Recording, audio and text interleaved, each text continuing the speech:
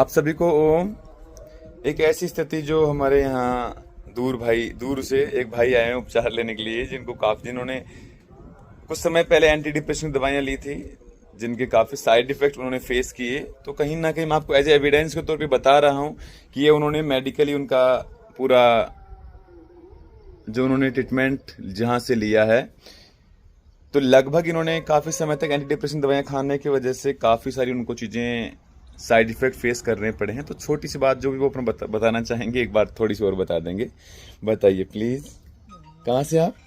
मैं विलिसा बिलिसा कहाँ पड़ता है ये? एमपी में। एमपी में। और कितने समय से आपने एंटी डिप्रेशन दवाइयाँ खाई है? करीब 1-1.5 साल से। 1-1.5 साल तक।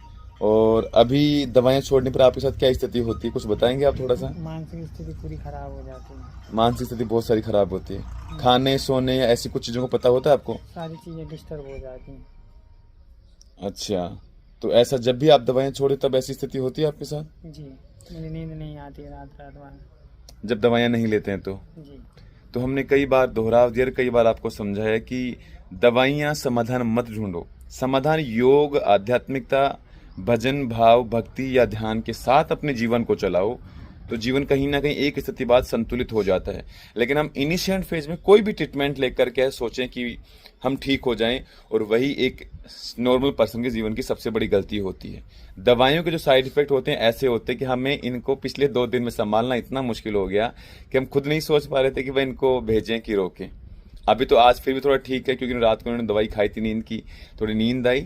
लेकिन बात यह है कि ये जानबूझ के नहीं करते हैं। ये बेसिकली ऐसी स्थिति हो जाती है कि आप अपना संतुलन खो देते हैं दवाइयों में। दवाइयाँ खान मतलब जो नींद नहीं आती है, तो ब्रेन का स्तर आपका अस्थिर हो जाता है।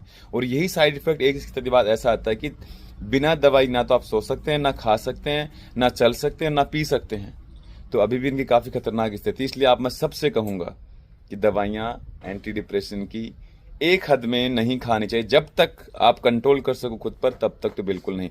जब तक आपको होश है, आप में कैपेसिटी है, तब तक तो बिल्कुल नहीं खानी चाहिए। और कुछ आप बताना चाहेंगे तो थोड़ी बहुत बात?